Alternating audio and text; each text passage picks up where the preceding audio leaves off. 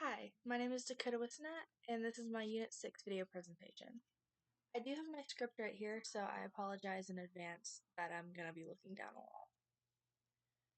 Watching NRA under fire was both eye-opening and emotional. Before viewing, I had a somewhat detached view on gun control. I thought it was a complex issue with valid arguments on both sides.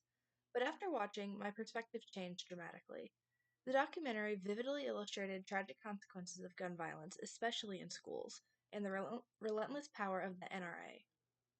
I felt a stronger sense of urgency for reform and a deeper understanding of how entrenched lobbying impacts legislation and public safety. First, let's talk about the surge in gun sales.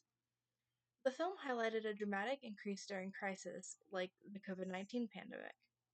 This surge reflects societal fear, with many feeling that owning a firearm is their only means of protection. As uncertainty rose, people rushed to purchase guns, believing that having a weapon would provide safety against potential threats, whether real or perceived.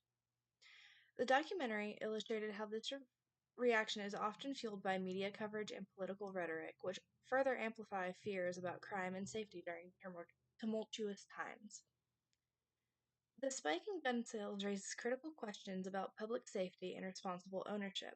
With more firearms in circulation, the risk of accidental discharges, suicides, and domestic violence incidents can increase. The film pointed out that this trend is not just about individual rights, it affects entire communities, leading to higher rates of gun violence and making it imperative for policymakers to address the implications of increased gun ownership during crisis. Second, the impact of school shootings was profound. The documentary covered the Parkland tragedy, which resulted in 17 deaths, emphasizing how students like Emma Gonzalez transformed their grief into activism. They challenged the NRA's influence and demanded legislative change, showcasing a powerful movement that emerged from unimaginable loss. Through rallies and speeches, these young activists harnessed their experiences to raise awareness about gun violence, urging the public and lawmakers to prioritize safety over politics. This, this activism highlighted not only immediate violence, but also the long-lasting psychological effects on survivors and the communities.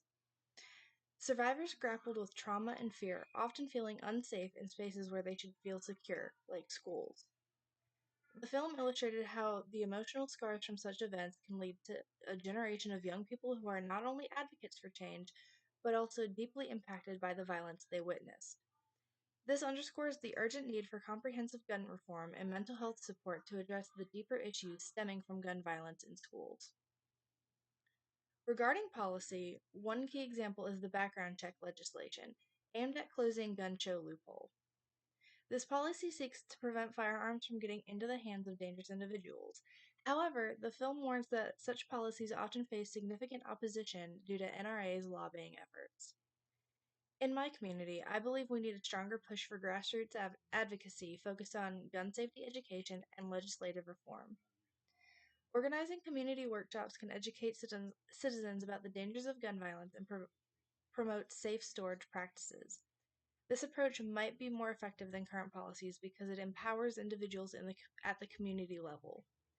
By engaging citizens in discussions about gun safety, we can create a culture that prioritizes responsible gun ownership and advocates for policies that protect public safety. The documentary reminds us that gun violence is not just a political issue, but a deeply human one. We need a combination of community action, education, and legislative advocacy to combat this pressing social issue and create a safer environment for all. Thank you.